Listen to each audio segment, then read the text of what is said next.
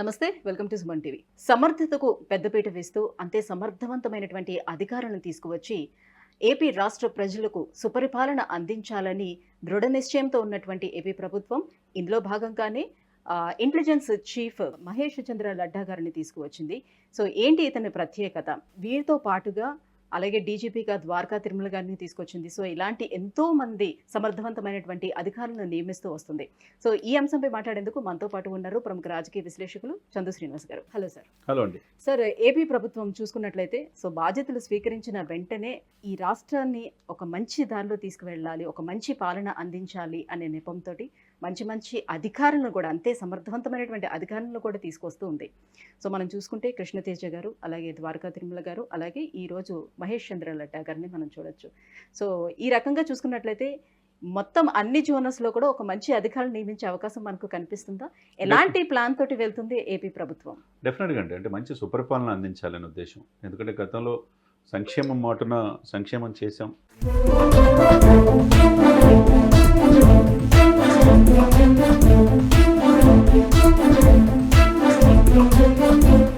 కానీ ప్రజలు ఓట్లు వేయలేదు అని చెప్పేసి జగన్మోహన్ రెడ్డి గారు అంటున్నారు.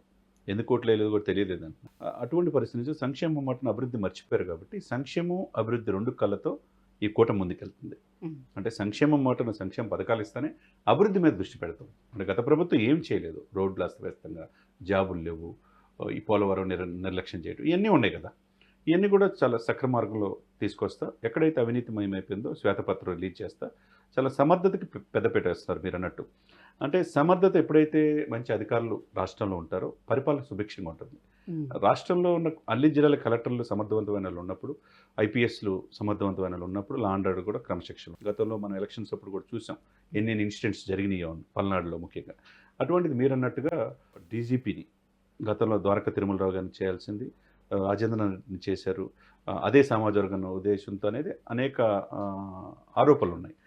అలా లేక కాకుండా యాజ్ ఎ సీనియర్ ఎవరైతే ఉన్నారో, అంతకుముందు సైబరాబాద్ కమిషనర్ కూడా ద్వారకా తిరుమలరావు చేశాడు, మంచి పేరుంది.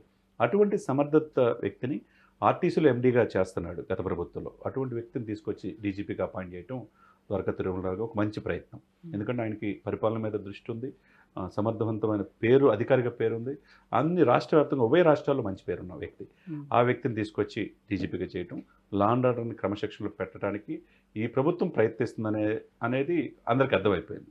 లేకపోతే మీరు చెప్పినట్టుగా కృష్ణతేజ, అతను 66 ర్యాంకరు, జాగ్రఫీలో ఇండియాలోనే ఫస్ట్ యువ ఐఏఎస్ ఆఫీసరు. ఆ వ్యక్తి కేరళలో ఒక రోల్ మోడల్ ఆఫీసర్గా దేశవ్యాప్తంగా మన్ననలు పొందాడు. ఆపరేషన్ కుక్కునాడు అని చెప్పేసి 2.5 లక్షల మందిని సేవ్ చేసి వరదల్లో అలపి కలెక్టర్గా చేసినప్పుడు, అతన్ని ఇప్పుడు త్రిశూర్ కలెక్టర్గా చేస్తుంది. అతన్ని పవన్ కళ్యాణ్ గారి కోరిక మేరకు చంద్రబాబు నాయుడు గారు సెంట్రల్ గవర్నమెంట్కి లెటర్ రాయటం, వెంటనే ఈ వీక్లోనే ఆయన వచ్చి పవన్ కళ్యాణ్ గారు ఓఎస్డీగా జాయిన్ అవుతున్నాడు కృష్ణతేజ. అది గుడ్ మూవ్. దాంతోపాటు ఆయనకి జాగ్రఫీలో మంచి నైపుణ్యం ఉన్నది. తర్వాత వరదలు ఎట్లా ఎదుర్కోవాలో తెలుసు. కాబట్టి ఈయనకున్న పవన్ కళ్యాణ్ కున్న పంచాయతీరాజ్, గ్రామీణాభివృద్ధి శాఖలకి పర్ఫెక్ట్గా సూట్ అవుతాడు. అందుకని అతన్ని తీసుకొచ్చారు. లేకపోతే మీరన్నట్టు Mahesh Chandra Ladda is a very dynamic IPS officer. He belongs to Rajasthan, Andhra Pradesh deputation మీద ఉన్నాడు. ప్రకాశం జిల్లా కలెక్టర్గా పనిచేసినప్పుడు నక్సల్స్ ఏరివేశాడు. నక్సల్ ఎన్కౌంటర్లో మంచి స్పెషలిస్ట్. ఆయన్ని చంపడానికి క్లేమోర్ మైనింగ్ పెట్టారనమాట, కానీ త్రుటిలో తప్పించుకున్నాడు.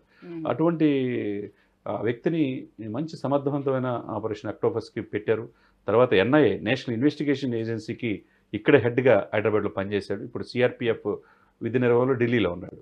ఆ వ్యక్తిని ఐడెంటిఫై చేసి ఇక్కడ తీసుకురావడం ఆంధ్రప్రదేశ్కి. అంటే సమర్థతకి ఎక్కడున్నా, దేశంలో ఎక్కడున్నా ఆ వ్యక్తుల్ని ఏరికోరి తీసుకురావటం చంద్రబాబు నాయుడు గారికి అనుభవం, పవన్ కళ్యాణ్కి ఉన్న ఇది, వీళ్ళిద్దరు కలిసి చేసే ప్రయత్నం ఏదైతే ఉందో, ఈ కూటమిని, ఈ ప్రభుత్వం మరింత ప్రజలకి ఈ సంక్షేమాల్ని చేరువ చేయడానికే ప్రయత్నం చేస్తున్నట్టుంది. ఎందుకంటే మహేష్ చంద్ర లడ్డాకు ఉన్న ట్రాక్ రికార్డ్ చూస్తే అటువంటి గొప్ప ఐపీఎస్ ఆఫీసర్గా దేశంలోని పేరుంది. ఆయన తీసుకొచ్చి ఇప్పుడు ఇంటెలిజెన్స్ చీఫ్గా వేస్తే పరిపాలన మీద ఎంత అవగాహన ఉంటుంది అనేది మనకు అర్థమవుతుంది అన్నమాట దీన్ని బట్టి. సో ఇలానే అన్ని వ్యవస్థలను కూడా చక్కదిద్దే అవకాశం మనకు కనిపిస్తుంది. 100% అండి. కానీ గత ప్రభుత్వంలో ఉండి రూల్ ప్రకారం వెళ్ళే వాళ్ళు ఆఫీసర్స్ కూడా ఉంటారు కదా.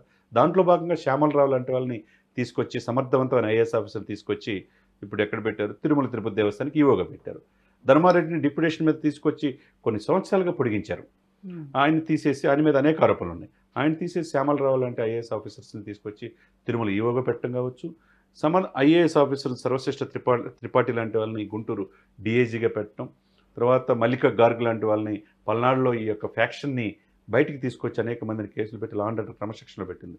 అటువంటి ఆఫీసర్స్ని ఈ ప్రభుత్వంలో మంచి పాత్ర ఉంటుంది అనేది స్పష్టంగా కనపడుతుంది. సో గత ప్రభుత్వంలో మనం చూసుకున్నట్లయితే ప్రభుత్వ ఉద్యోగస్తులకు అసలు జీతాలే టైంకి వచ్చేటువంటి సిచ్యువేషన్ లేదు. సో అక్కడతో మనం ఇక్కడ కంపేర్ చేసుకుంటే ఇప్పుడు లేటెస్ట్గా ఎలక్షన్ డ్యూటీ ఎవరైతే చేశారో వాళ్ళకి ఒక 1 month ఎక్స్ట్రా శాలరీ కూడా ఇవ్వాలని ఒక జీవన్ ఫార్వర్డ్ చేసింది ఏపీ ప్రభుత్వం. సో ఇటువైపు చంద్రబాబు నాయుడు కానివ్వండి, అటువైపు పవన్ కళ్యాణ్ గారు కానివ్వండి, సో ఇద్దరూ కలిసి ఈ రాష్ట్రానికి అలాగే ప్రభుత్వ ఉద్యోగస్తులు అంటే చాలా కష్టమైపోతున్న తరుణం ఏపీలోనే అసలు ప్రభుత్వ ఉద్యోగం చేయాలని అంటేనే అబ్బా ప్రభుత్వ ఉద్యోగమా అన్న స్టేజ్లో ఉంచి దాన్ని ఎంతవరకు పైకి తీసుకొచ్చే అవకాశం కనిపిస్తుంది అన్ని వ్యవస్థల్లో కూడా. డిప్యుటేషన్ మీద చాలామంది తెలంగాణకు వచ్చేసారు సమర్థవంతమైన ఆఫీసర్స్, ఆంధ్రప్రదేశ్ ఎలికేట్ చేసుకోకుండా. అటువంటి ఆంధ్రప్రదేశ్లో ఇప్పుడు ఏరికోరి ఆంధ్రప్రదేశ్ వెళ్దాం అనుకుంటున్నారు అధికారులకు సమర్థవంతమైన ఆఫీసర్ని ఇంపార్టెన్స్ ఇస్తే.